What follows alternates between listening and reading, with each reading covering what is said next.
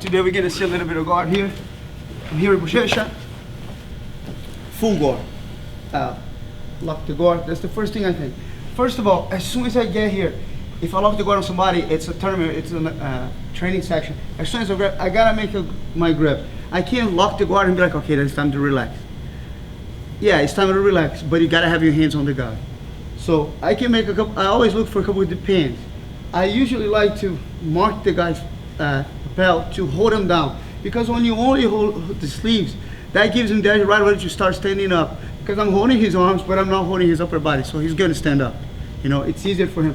When I break his posture down, he has to fight this thing, posture, you know, sit on his heels in order to stand up. But if I'm bringing him on top of me, this is going to be uncomfortable, especially if you grab the lapel, because when you grab the lapel, that's going to hold him down more than you pulling him down by the arms like this. You know, I feel like I can never get the guy down with the arms. I gotta attack the lapel, you know, and that's gonna already give me some chance to start working a choke, even if it's not for me to choke him. But look, like we start, because I started going for the choke and break his posture down. Like here, like I don't even want to get this choke, just a normal crush choke. But I already break his posture down, and I feel his elbow touch my thigh here. And if I feel like he's not right on top of my thigh, he's like just right next to it, and I'm here, I can always bring my foot up, you know, and start cutting corners on him. Grab the elbow, pull the elbow, push the face, boom, armbar. All based on his bad posture. So the main thing I do here when I get on this position, it's always try to break him down in order to make him have like poor posture. Look, when I'm here, I know this choke can be very hard for him to tap. I'm not even putting my hand that deep. I'm just putting my hand in order to break him down. But I feel, see his elbow is not right on top of my thigh, because I'm breaking his posture. So he's gonna have to do this. His hands are on the right place, better here than being on the mat, but his elbow is already exposed. You know? So when I feel like his elbow is exposed, I'm gonna lock him. So I bring my foot and try to place my foot on the hip. And as soon as I feel that I brought his elbow all the way up, then with that hand, I cut a corner on, bring my leg all the way out, all right? And with this hand that was on top, I attack the elbow and bring it even more. Putting my hand on the face, swing the leg over. I don't necessarily cross the leg here, because I do want this leg to push him down to the floor. If I do lock this one over the top, I might lock myself up here, you know? So it's harder for me to push his face down in order to bend his arm. So I pull this one, I lock this one on his back, and this one I try to point all the way to the mat as I put my hip up a little bit, all right? So I'm holding like a regular arm bar, but I'm putting here. That's one setup when I get here. So I'm here with Buchecha. I try to break his posture right away. I lock the guard on somebody. I grab the lapel, grab one sleeve. Sometimes by grabbing the one sleeve, one lapel, he has this hand on my collar here to try to break the posture. I do the same thing. As I'm breaking the posture, I foot on the hip and I start turning as I'm pulling it to do the same setup for an armbar. Boom. You know, just by holding the sleeve, all based on how he's, you know, behaving posture-wise. So if his posture is bad, you know, I can always bring him down, but I have the grips on the guy. I always tell the guys, you can't lock the guard and just be here. Your hands are not even touching the guy. You gotta grab the gi, especially the gi. No, gi the same thing, but the gi especially because you have the gi to grab, so you gotta use that. So I grab the gi, and sometimes I'm here, I'm trying to break the posture, but he's not going. He's standing up. You know, like stand up. Look, I'm trying to break, but he's going all the way. But as he's doing this, I gotta hold him down and try to keep him down with my legs. And if he does not posture, when I get this far, his elbow is already exposed.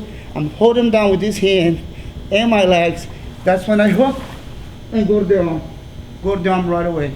Not here, with my hips low. I gotta keep my hip high in order to have my back, my legs locking his back. So I gotta be here. So look, my legs are blocking him. Because if I'm here, it's not enough leverage. I already lost his elbow, so it's hard for me to go up. And if he started stacking me here, he's gonna put my leg behind my head, and it's gonna be hard for me to replace. So I try to stay high as I can, and put this pressure, right? If I feel he's trying to pick me up off the floor, then I lock my legs up a little bit just to hold it even more. But for the most part, I just straight attack this leg. This one holds, this one attacks in order to grab the armbar. Remember, always grab, pull down. If I'm grabbing across, sometimes I'm here. He has like, you know, his arms first stiff. I go here, I go over the top, and I try to break him down this way. So I'm grabbing here, I'm just trying to break him down. All I wanted to do is expose his elbow, you know. If I have his elbow out, I could shoot from a different position. If I have his elbow in, as long as I bring my foot in the other side, you know, I have my foot on the hip here, you always expose elbows. And then I cut corners, and pass the leg over. Bah, arm bar, all right? Remember, try not to lock here, because I lock myself up. Maybe if I'm here is one thing, but this, on his back, this one straight down to the floor, you know? Look, the things with the arm bar is, arm bar on the gore, it might be the, other than the choke, like a cross choke, it's the first submission that the guy's gonna be like, I gotta be aware of that. So he always gonna be focused on elbows, you know, and posture. But once I'm breaking his posture here, I gotta be very careful on one thing. If he does have one hand here placed in the right spot, the other one's not, you know, and I'm exposing. As soon as I do this, I gotta make sure that he's not gonna be able to push this leg all the way to the floor. You know, I'm always aware, if I'm doing this, and I feel like Buchecha is gonna push, he's gonna already kill it, because if he does bring his leg over the top of my leg, I can't swing my hips to that side, all right? But this is the downside of the position. If you go to the armbar too early, you know, without setting up and exposing up, but I do have my hand always here as a sec plan, you know, like a backup plan. This is my plan B right here. If I do have the hand here and I wrinkle his back, I can always push, because that's in front of his throat, grab the wrinkle again, all right? And now, it's most of the time you don't want to do a choke, especially a cross choke like this, with the guy not being inside your full guard. But if Buchecha slides over and falls into that half guard, I keep shoving it and lock half guard on him. All right, keep shoving, but I do have the wrinkle here that we talked before. So I hold him down and try to keep choking him. As long as he doesn't really clear my legs and pass on side control. If he's on side control, yeah, I'm gonna have to bait on this. But as long as my knee is between us, not necessarily my bottom leg around his body, but is in between us, and my other one is swinging over the top, all right? Or I can even have my foot on the hip and keep pushing on him, and then I bring him back down, pushing him as he tries to circle out to pass.